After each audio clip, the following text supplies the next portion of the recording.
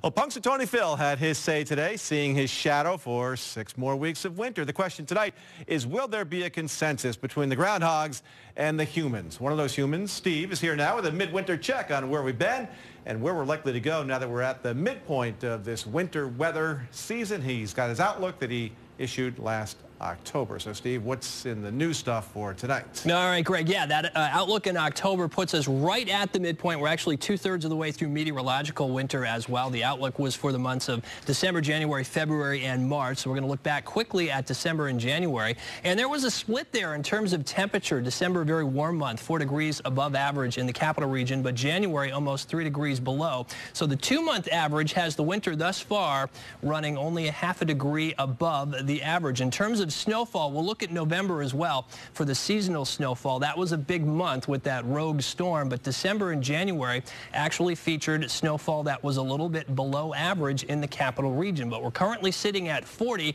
That's through January 31st. Of course, it does not include this storm. So as of January 31st, the snowfall 5.9 inches above average. Now, when I issued the outlook in October, we were looking at a potential for a weak El Nino, which is above average sea surface temperatures in the equatorial Pacific. And when these things form, we tend to get pattern evolution across the northern hemisphere that has some pretty major impact. This hasn't happened. This is actually still neutral state. We're right at the cusp with above average sea surface temperatures back here. So there hasn't been much interaction between the oceans and the atmosphere. And instead what we've seen is a large area of above average sea surface temperatures in the central and eastern Pacific extending all the way up into Alaska. And what that has at least contributed to doing is producing a big high pressure ridge up here. Alaska has actually had a very, very mild winter.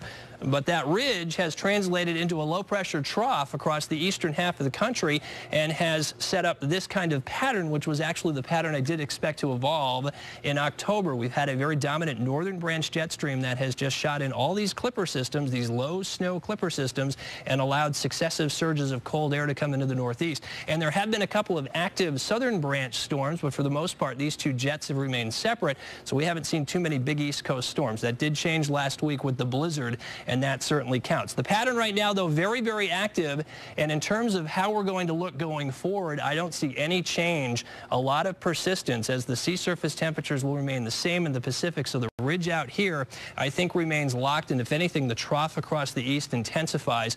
So for the next 2 months, a tilt towards below average temperatures, and I think for February, it's going to be much below average the whole month and pretty active with more of these clipper storms and the potential for some phasing along the east coast, and that could mean snow for us. So realistically, the snow forecast could go either way, but again, favoring a tilt towards snowier than average conditions, and typical February to March period will bring 22.6 inches of snow to the capital region. So in summary, there are greater odds for near to below average temperatures across the capital region and the northeast, so the colder pattern persisting, and I'd say equal chances for above or below average snowfall, except I'm leaning towards above average, and I think this stormy pattern that has intensified the past couple of weeks could in fact linger beyond March. So I'd indicated back in October it would kind of be a slow start to the winter, and aside from the rogue November snowstorm, December was really very quiet, and it's really only now started to pick up, and I think it's going to be a late end. So colder, more snow, and more storms? More or less. Oh, my goodness. Wow. So the humans and the rodents are in agreement, basically. We are technically in agreement, although I hear there's dissension amongst the ranks of the rodents.